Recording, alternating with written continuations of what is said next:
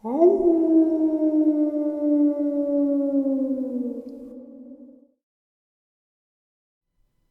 greetings and salutations, everyone, and welcome back to today's second half. Before we get into today's second half, a couple of links. As you know, I rely on Patreon, PayPal, and my merch to help the channel to continue to grow and go. The links to Patreon and PayPal are in the description below, my merch displayed directly under the video. Also, Dogman Frightening Encounters, Volume 1, 2, and 3, the audiobook versions. They were written and researched by Tom Lyons, narrated and produced by me, Jeffrey Nadolny. Those audiobooks are available on Audible, Amazon, and iTunes, the links to which are also in the description as well. And last but not least, if you'd really like to help this channel to continue to grow and go, it's as easy as subscribing and clicking the like button. Now, everyone, I have taken far too much of your time. Let's get on with today's upload. Shall we? I'm going to share a variety of terrifying and very interesting encounters with you, ranging from Dogman to Sasquatch to unidentified cryptids. So, I hope you enjoy today's second half. Today's first encounter comes to us from the Philippines. This happened to my uncle on Christmas Eve 1994. He was riding his motorcycle with a friend on their way home from visiting my grandparents, who live in a small village. It had rained like crazy the week before. The bridge on the main road had collapsed, so they had to take another route on a dirt road around the hill. They'd been riding for a few moments through a dark forest when suddenly something happened. My uncle hit the brakes so abruptly they almost fell. Hundreds of monkeys were emerging from the bushes a few meters in front of them, making their way to the other side of the dirt road beyond the tree line. My uncle waited patiently until the last monkey disappeared behind the brush. Just when he was about to start the engine, another monkey walked out of the bushes. This one, my uncle said, was unbelievably huge, dark grayish, as tall as an adult. It was bulky, and it limped a little as it moved. It was walking upright, very slowly toward the bushes. Suddenly, it stopped in the middle of the road and turned its head around to look at my uncle. He said he had never felt so much fear in his life before. This gigantic monkey stood there staring into his soul. There was a flash of intimidation and wisdom in its eyes that only comes with old age. And he could see that this beast knew that they knew they were in its territory. My uncle could feel his friend shaking violently behind him. Okay, so let me share this with you. We are not really familiar with Sasquatch or Bigfoot legends where I come from. So, whatever this thing was, it was neither of these two. After what felt like minutes, the staring contest was finally over when this creature walked into the bushes to join its troop. My uncle waited for a few more moments until he was convinced no more monkeys were showing up, and caught them off guard before they had taken off. When they finally made their way out of the forest onto the main road, his friend said, "What the hell was that?"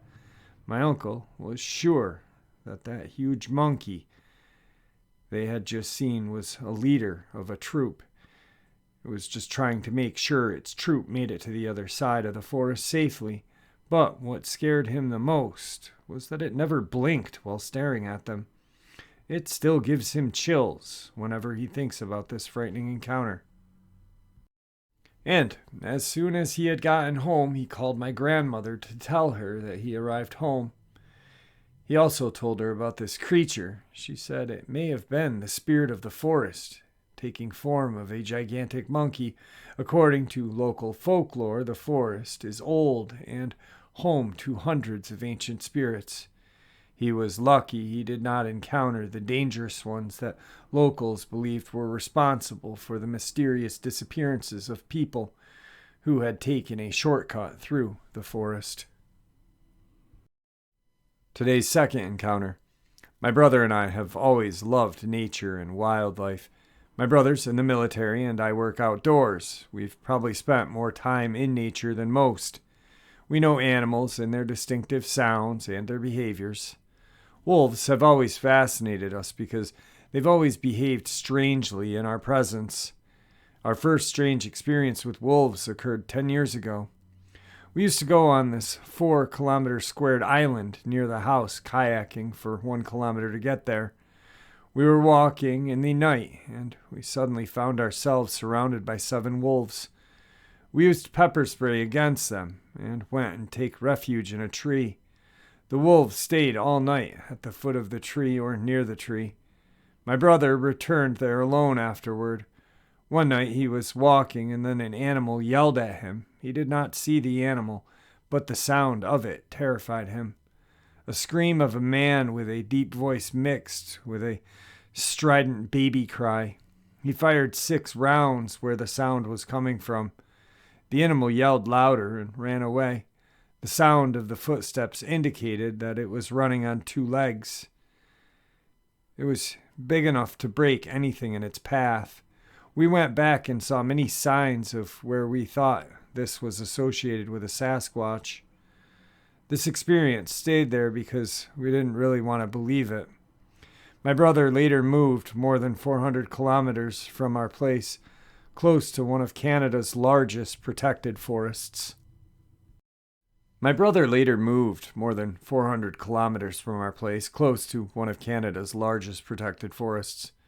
Whenever we'd go into the forest, between 5 and 6 hours after we enter, we would be surrounded by aggressive wolves. When we didn't leave early enough, we'd have to shoot in their direction to scare them away, which does not really work. We've been surrounded by them a minimum of 10 times. Until recently, we thought it was a particular pack. Furthermore, to leave this wood, we must walk a few kilometers, then we take our truck, which we must make a 3 to 4 kilometer ride on an old dirt road. We were returning quietly during the night when, on my right, I saw a white light orb about 30 feet from us in this forest, floating 10 feet high. In the air, there are no houses or roads for more than 5 kilometers away. We believed it was a hiker or a hunter in distress with his flashlight, so my brother took his rifle and his headlamp and went to see into the woods. He had saw nothing and returned about 10 minutes later. When he came back, I was scared. First, he arrived from behind the truck. Until he arrived within 1 meter of the truck, what I saw in the rearview mirror was a grizzly bear. There are no grizzly bears in our area. In addition, I asked why he had turned off his lamp for 5 minutes. He told me he had never turned it off, and he always had the truck in his sights with the headlights on. There was no drop where he was. Finally, when I could not see his lamp, I saw a moose pass 10 meters ahead of the truck. Next, he had gone camping with his girlfriend about 100 kilometers from this place. During their night, they were awoken again by a pack of wolves that had surrounded them. His girlfriend had shared an encounter she had about a year ago, seeing this same light orb nearby. She also had mentioned she'd seen a grayish creature without ears crossing the road on 2 legs. In short, she didn't think about it until we told her our experiences. The wolves, the lights, this bipedal creature, a strange impression that we are not welcome a few hours before anything happens. Sorry for the English, I am French Canadian. Today's third encounter. I live in West Virginia, and although I live just outside of one of the larger cities in the state, it's still a pretty rural area. Because of this, I've grown up very familiar with the woods and wildlife, and although I'm not exactly an avid outdoorsman, I do have some knowledge, and I am not uncomfortable or overly afraid of the woods or most of the creatures that live there. To sum this up, I live in a neighborhood with other houses on 3 sides of me. But in the backyard, approximately 50 yards downhill from the house, there are woods and no other houses in that direction for over a mile. At the time, myself and my wife were separated, so I was staying at the house alone. One evening, I let the dogs out, and I noticed a pair of eyes right at the edge of the woods watching me. At first, I wasn't too concerned, as I assumed it was just a deer which usually frequented our backyard because of our apple trees. However, after watching the eyes for a bit, they didn't move at all, and appeared to be about 8 feet off the ground, and were the wrong color for deer eyes. I took the dogs inside and got a flashlight and returned. The eyes still had not moved or looked away. They were staring directly at me when I returned, which would be unusual for a deer. Whatever it was, it had positioned out of range of my light, so I could not get a look at what it may be, and I did not feel like going down that hill and getting closer because I no longer felt that it was a harmless deer. At the time, I believed it could have been a predator, so I just went back inside and locked the door and turned off the lights in the kitchen so whatever it was would just maybe go away. Now, where this experience really began to freak me out was when I came back to the kitchen later on and discovered that the eyes still had not moved and were still staring at my mostly dark house. This isn't normal behavior for most animals, even a predator. If there was nothing too actively to hold its attention for that long of a time, it should have moved on. Long story short, whatever had stayed in that position staring at my house all night. I was unnerved enough that I couldn't sleep and kept a gun near me for the rest of the night. I would periodically check, and these eyes were there every time I looked until the sun came up. The next day I found no trace of anything in the area, no animal tracks of any kind. This was definitely not at all normal behavior for any animal I'm aware of, and the fact that it left no tracks at all freaked me out even more. That's where the encounter ended. I hadn't seen anything again. Fast forward a month later. We had a couple of heavy snowstorms this winter that had really knocked down some trees at the edge of the woods. Recently, it had been unseasonably warm, though, and I decided it'd be a great time to clean up the backyard and get rid of those trees. There was a small shed just inside the woods that has been there since before we moved. But I really never paid it too much attention. It was dilapidated, and the door was off the hinge. I didn't spend much time in or around the woods in the backyard, and it can just barely be seen from the house. So I had no reason to mess with it at all. Well, during the cleanup, I got a little curious about the shed and decided to take a look at it for the first time. To my horror, the walls, floor, ceiling of the shed were completely covered in weathered, old satanic symbols, and there were stains on the floor that looked like blood. I noped it out of there and ended up tearing the thing down and burning it along with the trees I was cleaning up. I've not been back down to the woods since. Whatever was in the woods previously had returned, though. The very night I burned the shed, I saw those eyes again, and I've seen them frequently since. On more than one occasion, I've even seen several sets of eyes. So far, nothing has happened in the house, and whatever it is has kept its distance, but I'm very concerned now. I'm afraid to go even near the woods, or even out in my backyard at that. Since then, I went out and bought one of the brightest flashlights I could find. When I tested it the night I bought it, no eyes were present. I could actually see into the woods very well from my back porch. I was pretty confident I'd get an idea of what I had been seeing when I used this light. So it's been sitting plugged in the outlet in the kitchen right next to the back door ever since. The opportunity came 2 nights later. The eyes were back again, so I grabbed the light thinking I was about to finally get some answers. Except, for some reason, it was like the batteries were dying. The light was nowhere near as bright as it had been when I tested it out the first night. I'd like to reiterate at this point that it is a rechargeable battery, and it had been plugged in waiting since the day I had bought it a couple days before. However, when I actually went to use it, the beam was weak and barely reached the tree line. I could only just make out a dark, vaguely humanoid shape before the light started to completely die. At that point, I retreated to the house and put the light back on the charger, using the same charger and outlet. Sure enough, the eye stayed there all night, but any time I tried to use the spotlight, it would just quickly die again on me. The next day, I intended to take the light back, thinking maybe it was defective, but it worked fine. It was blindingly bright again, and I could see clearly into the woods with it. I'm getting more and more convinced that something out of the ordinary is going on. So far, it hasn't done anything other than watch the house.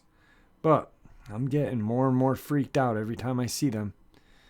It hasn't left the woods. I'm beginning to worry about it a lot more. I really don't think it's an animal anymore. Update. I did borrow some trail cams from a buddy of mine, but they continuously took pictures of nothing. And I don't mean nothing as in nothing strange. I mean nothing as in pictures of empty woods and not a single animal. If you've never used one of these cams, they're motion activated. I figured they were being set off by branches in the wind or something. But even after moving them several times and making absolutely sure there was nothing that could set them off, I was still getting pictures with nothing on them. Don't ask for the pictures. They've been deleted since there was nothing on them. In the 2 months I had the cameras set up, I didn't get a single picture with any living creature in it. I honestly started to think they were malfunctioning, but the hunter buddy I borrowed them from assured me that his cameras had worked fine since I had returned them, and he had shown me pictures of deer he had caught using those cameras. Weird, but not totally unexplainable. I had never used them before, and I could have been doing something wrong. I did begin to pay a little more attention to the wildlife I do see, though, particularly the deer that come into my yard near the woods to eat the apples from my trees. I never see them enter or exit the forest from the area behind my house. They would always leave the trees through the neighbor's yard and walk across their yard to get to mine, then move to the next yard over and go back into the woods. Not once, even when I startled them and caused them to run away, did they ever see them enter or exit behind my house where those eyes were showing up. Now, I know deer are pretty habitual creatures and typically follow the same trails every day, so I assumed this was just their route they had developed to get to my apples and didn't think too much about it. But it did add to my uneasiness a bit about those woods. I've continued seeing the eyes, but they never come any closer to my house, and I had mostly gotten used to them. I had little desire to go into the woods anyway, and absolutely no reason at all to ever go in there after dark, so it hasn't been an issue. Even if it's a natural animal, I get a very predatory vibe from them, so I've made sure to stay away, and I keep my dog's nighttime trips outside short and supervised. Whatever's out there is not something I want to mess with, natural or unnatural. However, last week something happened that convinced me this is definitely not just an animal. I needed to mow the yard, as it was my last day off, and it really needed to be done. It was a hot day, though, and I thought I'd wait until evening when it started to get cooler. I ended up waiting too long, and it was starting to get dark by the time I got hooked up to the lawn sweeper to my riding mower to clean up. It wasn't pitch black yet, but it was dark enough that I had my headlights on and was definitely uneasy about going to the bottom of the hill near the woods where I'd dumped my clippings. I'm an adult, though, and it needed to be done. As I turned around to pull the rope and dump the bag, though, whatever was out there was behind me. And for the first time, I was close enough to get a better look. Again, it was dark, and this thing was far enough into the trees to be hidden in a shadow. But I was able to see a silhouette of the creature instead of just its eyes reflecting light. And let me tell you, this definitely is not an owl. It's enormous.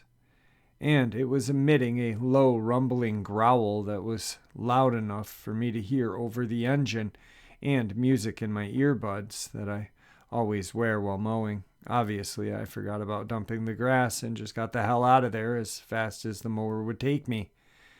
I didn't even bother putting it away before running into the house through the garage. It sat in my front yard all night. I'm now absolutely convinced that whatever this is not something natural. Or at least, it is not something native to the area if it is an animal. I've seen bear. We have black bear here, although they are fairly rare to the area. This was bigger than any bear I had ever seen outside of grizzlies at the zoo, which are not native to West Virginia. I'm actually frightened now instead of being mildly unnerved. The feeling I got being near this creature was absolute dread, like I had never experienced before. It was almost like I had somehow violated our unspoken agreement of leaving each other the hell alone. I've seen its eyes out back every night since that incident, and I am concerned I've angered it or something, and things might escalate. I'm honestly ready to move at this point now that I know that this thing is definitely out there and is definitely dangerous.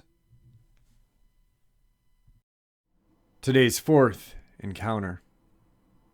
I'm using a throwaway email address. I don't really want my fiance to know about this. That's the last thing I need her to do is freak out.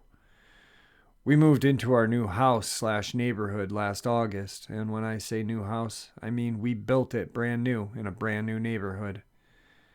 We are in South Carolina in a fairly urbanized area. Our neighborhood backs up to an undeveloped woods and uninhabitable marsh/wetland. So, though we are close to the city, we are kind of on the cusp of unexplored areas. Just to give you a little picture. This happened to me the other night. We were in the process of buying a new mattress. The first one we bought was horrible. I never slept so bad. So right now, we've been sleeping in our guest room.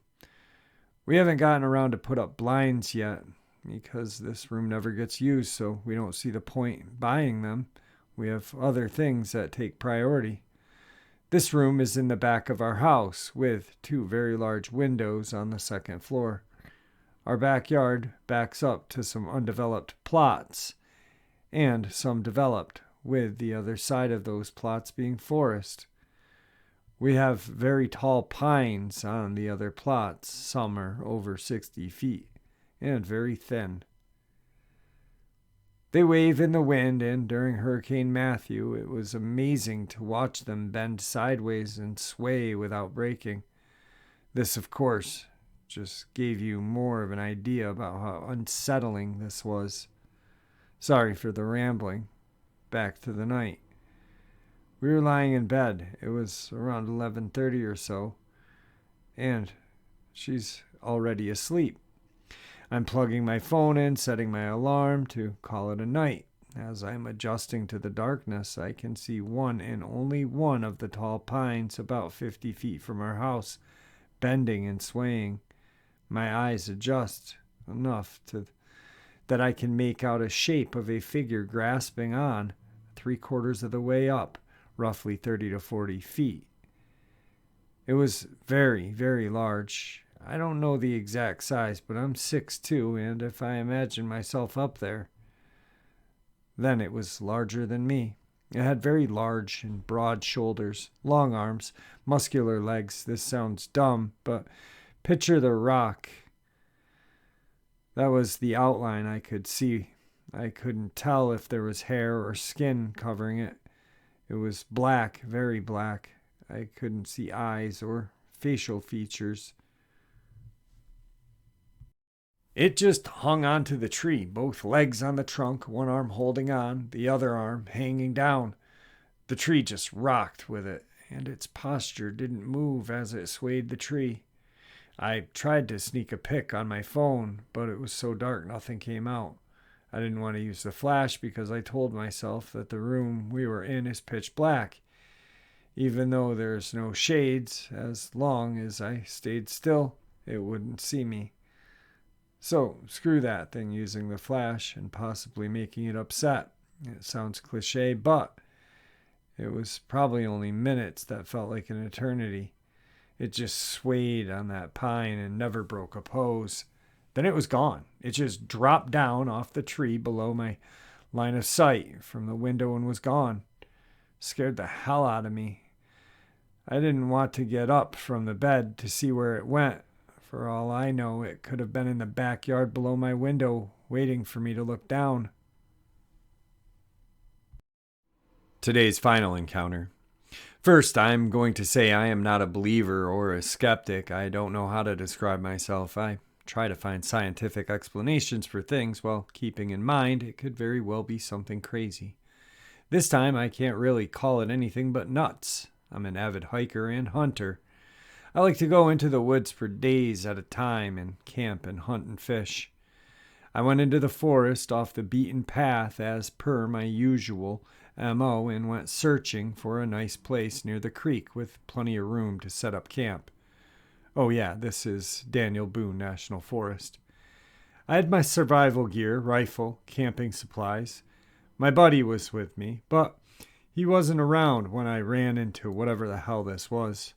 About 3 days in, we were sick of fish, so I went to grab some squirrels, seeing as how they were the only thing in season. I'm not going to BS ya about hunting squirrels with a big-ass gun. All I had was my .22 and my knife. I got about 30 minutes from camp, so I was well out of sight and earshot from my buddy. I get to a nice wooded area and set up shop on a stump. First sign something was up was there was no sound, no squirrels, no birds. Second sign was the sky is darkening. There's a big storm blowing in. If you live in Kentucky, you know about these. The big lightning storm. This was my cue to get out of there, so I start to trek back to camp. I was having a good time when I saw whatever it was. It was crawling low to the ground about 100 yards ahead of me. My first thought was bear, but then it stood up, not on all fours, or on 2 legs. It had 6 limbs, 2 arms, and 4 legs. Then it hauled ass until it was out of view. Pretty freaking considering it was the middle of the day during a storm. There's a pretty distinct chance I was seeing things, but I'm just not sure.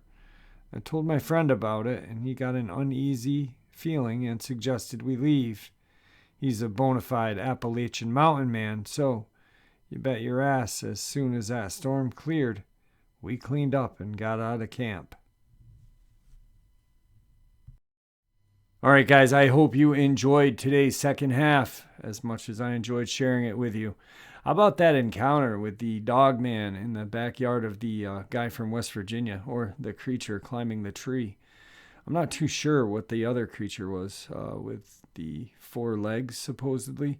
Maybe that was mistaken identity, or maybe it was a chimera. We all know that the United States government has been using whatever they want to control the people, right? All right, guys, with that, I want to thank you all for your support, and please be safe out there. May the Great Spirit watch over us, and may He guide us down that path that we call life.